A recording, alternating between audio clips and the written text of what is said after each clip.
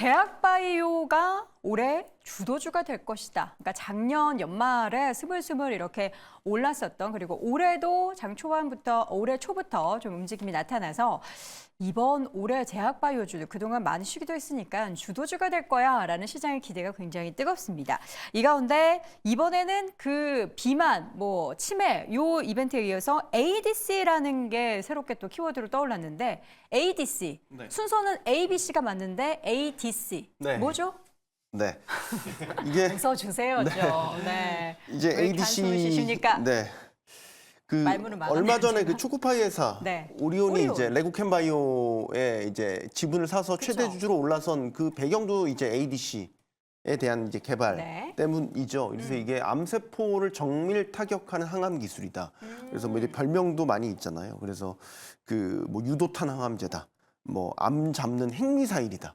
이런 식의 이제 별명도 붙고 있는데 정확히 말씀드리면 이제 항체 약물 접합체입니다. 그래서 암세포 표면에 있는 항원에 특이적으로 결합한 항체가 있으면 이 항체에다가 이 암세포를 이제 공격할 수 있는 독성 약물을 결합시켜서 그 딱 암세포에 도달하면 그 약물이 그대로 방출이 되면서 암세포만 그래야 돼요. 사면하는. 네. 그래서 다른 부작용 정상세포들은 이제 피해가 최소화되는. 맞아요. 그래서 차세대 항암, 표적 항암제 기술인 거죠.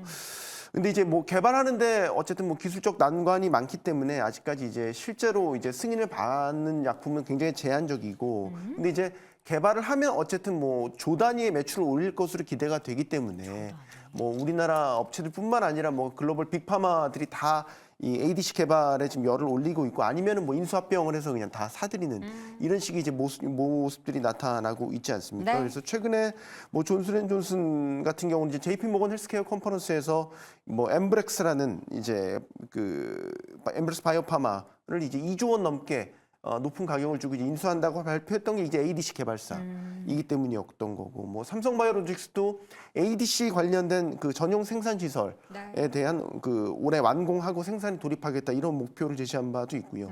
워낙 국내 제약사들도 많습니다. 종근당, 알테오젠, ABL 바이오, 동아ST 다 ADC와 관련된 항암제 개발에 다 출사표를 던지고 있는 그런 상황이기 때문에 어쨌든 굉장히 주목을 받고 있는 차세대 항암 기술이다 이렇게 보실 수 있겠습니다. 빨리 나왔으면 좋겠습니다. 전 세계 지금 항암 치료를 받고 있는 분들이 제일 기다리는 그런 치료제가 아닐까라는 생각이 들고요. 그럼 관련한 시장에서 최근에 이제 거론되고 있었던 치매, 비만, ADC 이 마켓 크기를 좀 비교해 보면 어디가 제일 크죠? 네, 일단 지금 보시면 치매 같은 경우는 글로벌 이제 어떻게 보면 좀 조사기관마다 조금씩 다른데 네네네. 치매 같은 경우는 이제 2030년까지 갔을 때 약 20조 규모의 시장이 형성이 된다라고 이야기가 나오고 있고요. 네. 비만 쪽 같은 경우도 역시 2030년까지 갔을 때 136조 정도의 시장 규모를 가진다라고 합니다. 그리고 ADC 같은 경우는 사실 질병을 의미하는 것이 아니라 이 치료하는 방식에 대한 그런 플랫폼을 뜻하는 부분이기 때문에 이 항체 약물 접합 치료제 같은 경우는 좀 우리가 다른 관점으로 좀 접근할 필요가 있다라는 말씀을 드리고요. 이 ADC 같은 경우도 어쨌든 지금은 항암제 쪽으로 완전히 집중이 되어 있지만 항암제뿐만 아니라 다른 쪽에도 사용을 할 수 있는 플랫폼 기술이다. 네. 이렇게 좀 생각을 하시면 좋을 것 같습니다. 그래서 이쪽 같은 경우 시장 규모가 2022년도에 약 7조 규모, 그리고 2026년도에 17조, 그리고 28년도 같은 경우는 거의 30조에 육박하는 수준인데 네. 지금 시장에서 가장 뜨거운 기술이다라고 보시면 될 것 같습니다. 그러니까 우리가 제약바이오 쪽 같은 경우도 과거에 줄기세포 관련주라든지 바이오시밀러 관련주, 최근에는 mRNA 관련주들이 변동성을 키웠던 것처럼 이렇게 어느 정도의 트렌드를 가지고 있다라고 보시면 될 것 같은데 이 작년 하반기부터 올해까지는 계속해서 이 ADC가 가장 부각이 되고 있다라고 생각을 하고 있으니까 이 부분 참고하시면 될 것 같습니다. 사실 치매 같은 경우에는 지금은 이제 20조 시장이라고 하지만 앞으로 계속해서 고령화가 더 확대가 되면서 아주 큰 폭으로 증가할 그런 마켓이 될 것 같고요.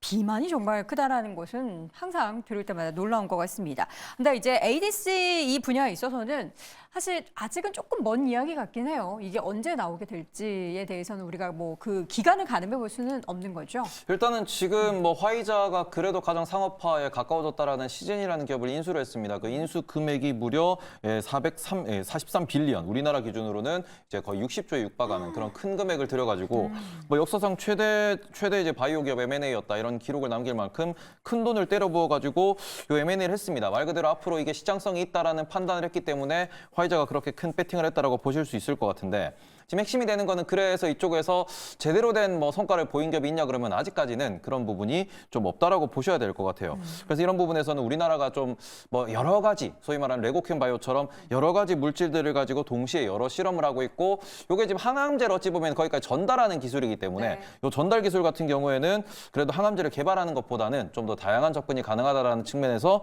시장성이 있다라고 판단을 하고 있습니다. 하지만 성공하고 난 뒤에 투자해도 늦지 않다라고 생각하기 때문에 이런 부분에서는 이제 각자 투자 스타일에 따라 가지고 좀 조절을 하셨으면 좋겠다라고 말씀드리고 싶습니다. 그래요. 이제 제약바이오 같은 경우는 사실 임상, 뭐 일상 성공, 임상에 들어갔다라는 얘기만 나와도 이제 급등을 하고 오히려 그 후에 뭐 실패를 했다거나 성공을 했다고 해도 이미 선반영되는 그런 모습이 나타나기도 하는데 안정적인 투자를 위해서는 성공해서 돈을 벌 때 사도 늦지 않는다. 그때도 충분히 수익이 날 수 있다라는 부분도 여러분들 꼭 염두에 두시고요. 국내 제약바이오 업계에서 좀 평가를 했을 때 ADC 관련한 기술과 관련해서 좀 이 기업은 그래도 관련해서 정말 밀접하게 연관이 있다라고 대표적으로 꼽으려면 뭐 레고캠 바이오인가요? 네, 그렇죠. 레고캠 바이오가 제일 뭐 우선시 된다라고 보시면 될 것 같고요. 일단 관련 기술을 얀센에 이제 기술 수출했다라는 부분이면 그 정도 이제 어느 정도 기술은 이제 인정을 하고 있는 그런 상황이다라고 보시면 될 것 같습니다. 그 외에 이제 조금 관심 있게 보는 게 이제 동아 ST 정도다라고 보시면 되는데요. 동아 ST 같은 경우는 이제 ADC를 전문적으로 하고 있는 앱티스를 인수하면서 이쪽 분야로 이제 본격적으로 진출을 하고 있는 그런 상황이고요. 일단 뭐 현재 상황에서 어떤 식으로 이제 확대될지 그 부분은 좀 더 지켜보셔야 되긴 하지만 일단 관련된 플랫폼이 이제 뭐 동아 ST도 뭐 계열사들이 이제 뭐 여러 군데가 있으니까 같이 협업을 한다라고 하게 되면 충분히 가능성은 있지 않을까 싶습니다. 네. 자, 그러면 전체 제약바이오 중에서 기대되는 종목을 하나씩 좀 꼽아보죠. 말씀 나온 김에 임순재 교수님. 네, 어떤 저는 뭐 기업을? 삼성바이오로직스. 삼바. 네, 삼바가 네. 그나마 제일 낫다라고 생각이 되는데요. 일단 뭐 사공장 이후에 이제 가동률이 계속 지금 증가하고 있는 그런 네. 상황이고요. 뭐 좀 전에 말씀하셨을 때 ADC나 알츠하이머 관련돼서 지금 뭐 바이오시밀러 관련된 그 지금 시설을 지금 생산을 지금 건설하고 있다라는 거군요. 그런 부분도 좀 중요해 보실 필요는 있을 것 같고요. 또 하나가 이제 삼성 바이오 SP가 지금 미국에서 이제 휴미란 이제 바이오시밀러를 지금 판매를 하고 있는데 하드디마라고 판매를 하고 있는데 이게 지금 월별 기준으로 바이오시밀러 중에서는 지금 1위를 차지했습니다. 그러니까 뭐 점유율 자체는 뭐 0.8%로 그렇게 크지는 않지만 일단 시장을 1위를 점유하고 있다라는 부분이고요. 향후에 뭐 지금 유럽 같은 경우에는 휴미라의 바이오시밀러 시장이 한 70%가 이제 바이오시밀러 가 이제 차지하고 있는 거고요. 미국 같은 경우는 지금 뭐 3% 수준인데 향후에는 이 부분이 더 확대가 됐다라고 하면 그만큼 관련된 매출이나 뭐 영업이익 측면에서 긍정적으로 작용하지 않을까 싶습니다. 테이버 교수는요? 저 노보노디스크요. 아유.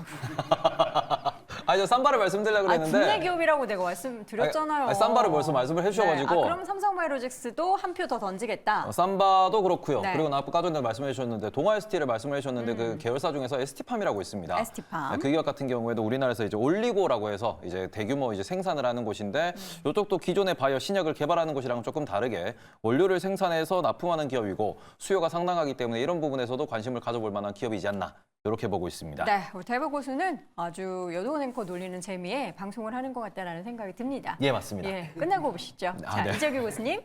저도 삼성 바이오로직스가 가장 좋다라고 그냥 생각을 다 하는데 삼성바이오로직스네요. 지금 네. 이제 예전에 한번 테이버 고수가 이런 이야기를 한 적이 있어요. 네. 뭐 이제 바이오 쪽에 TSMC다 이런 말씀하신 적이 있는데 삼성바이오로직스 같은 경우 이제 굉장히 안정적으로 성장을 할 가능성이 높다라고 보고 있고요. 네. 이제 종목으로 좀 들어가 본다라고 한다면 저는 SK바이오팜이라는 기업도 굉장히 긍정적으로 보고 있습니다. 이 뇌전증 관련되어 있는 신약 그 특허를 가지고 있는 기업인데 실제로 미국에서 매출이 계속해서 늘고 있는 부분이에요. 근데 이 특허를 연장했다라고 합니다.